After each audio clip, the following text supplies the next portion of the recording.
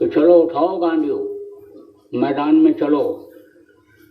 तब उन्होंने कहा, महाभारत शुरू होने से पहले कृष्ण भगवान ने अर्जुन से कहा था कि उठाओ गांडियों और चलो मैदान में, महाभारत होने जा रहा है।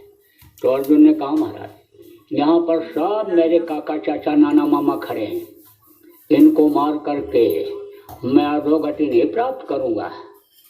तब कृष्ण ने कहा, अर्जुन इतना दिन हो गया तुमको मेरे साथ रहते हुए और अभी तुम हमको नहीं पहचान पाए। बैठो, मैं सबसे पहले अपनी पहचान तुमको कराता हूँ और फिर मैं तुमको महाभारत दिखाता हूँ अंतर में। तो जब उनको बैठाया, ध्यान लगवाया, तो अपनी दया से, अपनी पावर से इन्हीं दोनों आँखों के बीच में जो तीसरी आँख है, जब उसको खोला, उस पर जो पर्दा लगा हुआ है कर्मों का, यानी जान अनजान में जो अनेक कर्म बन गए, उसका पर्दा जो लगा है, उसको जब हटाया, कहा यह पर्दा आप देखो, तुम्हारा मैं हटाता हूँ, अब तुमको पहचान हो जाएगी। तो जब देखा और अंदर में विराट रूप जब कृष्ण का उन्होंने देखा तो नतमस्तक हो गए और बोले, देखा तुमने मुझको पहचाना? बोले पहचाना। तो बोले अब तुमको महाभारत दिखाता हूँ। तब फिर देखा, अर्जुन ने क्या देखा कि चक्र सुदर्शन चल रहा है और बड़े बड़े योद्धा धराशायी होते जा रहे हैं। तब जब इस तरह से उन्होंने देखा तो बोले, भाई काम तो सब हो गया, काम तो इन्होंने सब कर दिया, हमको तो खाली निमित्त बनना है। तो निमित्त मात्र आए, वो गांडियों उठाए और आंख बंद करके कृष्ण का ध्यान करते हुए और एक तरफ से छोड़ते चले गए। बड़े बड़े योद्धा धराशायी हो गए। जब महाभारत खत्म हो गया तो अर्जुन ने कहा मैंने मारा, भीम ने कहा मैंने मारा, सहदेव ने कहा मैंने मारा। तो कृष्ण ने कहा, मारा किसने? महाभारत में विजय किसने दिलवाई? यह तो जो पूरा महाभारत देखा है वो बताएगा। तो वो बब्रीक यही वरदान ही मांगा था कि मुझको महाभारत देख लेने दीजिए। ये कब की बात है इसको भी बता देता हूँ। शुरुआत में ये जायजा ले रहे थे कौन कौन वीर आए हैं, किसके पास क्या हथियार है। तो देखते हुए जा रहे थे तो बब्रीक खड़ा हुआ था पीपल के पेड़ के नीचे। पूछा तू कौन है? बोला बब्रीक। यहाँ क्यों खड़ा है? लड़ाई लड़ने के लिए। तो तेरे पास कोई हथियार तो दिखाई नहीं पड़ा, तो लड़ाई कैसे लड़ेगा?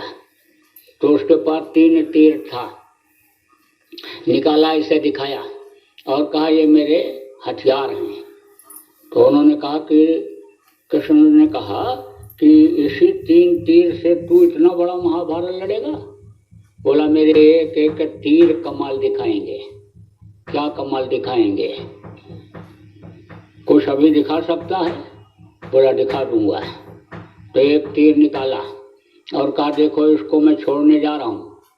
पीपल के पेड़ के ऊपर जितने भी पत्ते हैं सबको यह नत्थी करेगा और नत्थी करके जमीन पर आएगा। सूखे गीले जितने भी पत्ते जमीन पर पड़े हुए हैं उनको सबको नत्थी करेगा और फिर उसके बाद नत्थी करके मेरे पास वापस आ जाएगा। तो कृष्ण ने कहा अच्छा आजमाइश कर लेते हैं। तो कृष्ण ने एक पत्ते को तो मुट्ठी में ले लिया और दूसरे पत्ते को पैर के नीचे दबा दिया। सोचे देखें मेरे पास इसका तीर कैसे आता है। अब आप समझो कि जब उसने तीर छोड़ा तो पीपल के ऊपर के जितने पत्ते थे सबको नत्थी कर लिया और उसके बाद में नीचे जमीन पर आया। सूखे गीले जितने पत्ते पड़े थे सबको नत्थी किया और नत्थी करके इनके पैर की तरफ आगे बढ़ा। तब चिल्लाया, बोला कृष्ण आप पैर हटाओ नहीं तो पैर भी नत्थी हो जाएगा। तो पैर हटाया तो पैर के नीचे के पत्ते को नत्थी किया और फिर उसके बाद हाथ की तरफ बढ़ा। तब फिर चिल्लाया मुट्ठी खोल दो नहीं तो हाथ चला जाएगा। तो मुट्ठी खोला और उस पत्ते को नत्थी करके वापस आ गया। कृष्ण ने कहा भाई ये तो बड़ा बहादुर है और हथियार भी इसके बड़े चोखे हैं। तब पूछा कि अच्छा ये बता कि तू लड़ेगा किसके तरफ से? तब बोला जो हारेगा उसी की तरफ से लड़ूंगा। कृष्ण ने कहा बड़ा गड़बड़ हो गया, हारेंगे तो कौरव, और ये कौरवों की तरफ से अगर लड़ने लग गया तो हम और ये दोनों आमने सामने हो जाएंगे, तो महाभारत का महाभारत हो जाएगा, जो 18 दिन में खत्म होने का है। 18 साल लग जाए, 1800 वर्ष लग जाए, लड़ाई कब तक चलेगी इसका कोई ठिकाना रहता है। तो उन्होंने कहा कि अब नीति का प्रयोग करना पड़ेगा। तो जितने भी महापुरुष आते हैं वो दिल दिमाग बुद्धि से बड़े तेज होते हैं और उनके ऊपर उस मालिक की कृपा होती है और काम करने के लिए ही वो भेजे जाते हैं, इसलिए बराबर उनको दया मिलती रहती है। जो जिस तरह का काम करने के लिए आता है उसके साथ उस तरह की दया रहती है। जो दुष्टों का संहार करने के लिए आता है उनके संहार में उसकी दया रहती है, और जो शांति स्थापित करने के लिए आते हैं उनके अंदर केवल दयाधार ही रहती है। ऐसे संत हुआ करते हैं तो दया की धार तो थी, तो बुद्धि उसी तरह से उनकी हुई। तो उन्होंने कहा भाई अब नीति का प्रयोग करना पड़ेगा। तो कृष्ण ने उससे कहा ये बता कि तेरे अंदर और कोई विशेषता है, कोई खुसूसियत है, कोई तारीफ वाला आने तो काम जानता है या करता है? तो उसने कहा मैं दानी हूँ। क्या चीज़ दान देते हो? मेरे पास कोई चीज़ रहती है, कोई मांगता है तो दे देता हूँ। तो कृष्ण ने कहा मुझे भी देगा? तो उसने कहा कि आपको भी दे दूंगा। कहा अरे मुझे देगा? हाँ दे दूंगा। अरे मुझे भी देगा तू? अरे बाबा मांगो तो, क्या मांग रहे हो? 3 बार जब कहलवा लिया तो कृष्ण ने कहा उस समय पर आज की तरह से एग्रीमेंट नहीं करना पड़ता था। इस समय तो लोग एग्रीमेंट भी कर देते हैं और बदल भी जाते हैं, कहते हमने एग्रीमेंट किया ही नहीं, हमने दस्तखत किया ही नहीं। उस समय पर तो 3 बार कह देते और वही बात पक्की हो जाती थी। ऐसे पानी ले करके और ऐसे दूसरे के हाथ में दे दिया और कहा यह राज अब आपका हो गया।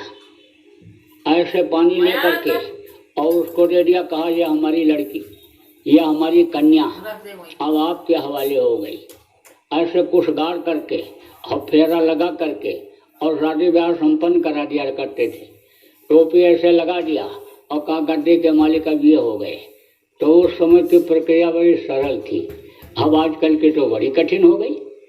देखो भारत का संविधान ही है, जब ये बना था तो बहुत पहले बना था, तब की परिस्थितियाँ और थी, अब की परिस्थितियाँ बदल गई। इसलिए नियम कानून सही ढंग से कोई पालन नहीं कर पा रहा और नियम कानून के अंतर्गत किसी को न्याय सुरक्षा नहीं मिल पा रही, रोटी रोजी की समस्या नहीं हल हो रही। तो अब आप ये समझो कि उसने जब वचन दे दिया तब कृष्ण आश्वस्त हो गए कि अब जो मांगूंगा वो दे देगा। तो कृष्ण ने कहा तो तू अपना सिर मुझे दान में दे दे। तो उसने कहा ठीक है, जब वचन दे दिया है तो सिर दान में तो दे दूंगा, लेकिन मुझे महाभारत देख लेने दो, तब मेरे प्राण निकलें। तो बोले ठीक है। तो सिर काट करके वहाँ रखवा दिया पहाड़ के ऊपर। पूरा महाभारत वो देखता रहा। वो जो खोपड़ी थी ना, खोपड़ी देखती रही पूरा। सतयुग में क्या था, सतयुग में हड्डी में प्राण होते थे, तो अन्य समझ लो कि वो खोपड़ी, अन्न से कटी हुई खोपड़ी पूरा सब देखती रही। तो जब भीम ने कहा कि मैंने मारा, अर्जुन ने कहा मैंने मारा, नकुल ने कहा मैंने मारा, सहदेव ने कहा मैंने मारा, तो कृष्ण ने कहा जिसने महाभारत देखा वो बताएगा कि महाभारत में मारा गिराया किसने, काम किसने किया। तो चलो उससे पूछते हैं। तो उसके पास ले गए बब्बे के पास। तो कहा तूने महाभारत देखा? कहा महाराज हर पल हर क्षण देखा, जब तक महाभारत होता रहा मैं पलक भी नहीं दबाया, बराबर देखता रहा। कहा कि तो तुमने क्या देखा? तब कहा मैंने तो ये देखा कि चक्र सुदर्शन चल रहा है और बड़े बड़े योद्धा धराशायी होते चले जा रहे हैं। तो कहा और क्या देखा? बोले और तो कुछ देखा ही नहीं, बस केवल चक्र सुदर्शन का ही कमाल देखा। तो कृष्ण ने कहा ये योद्धा, ये जो कह रहे हैं हमने मारा हमने गिराया, ये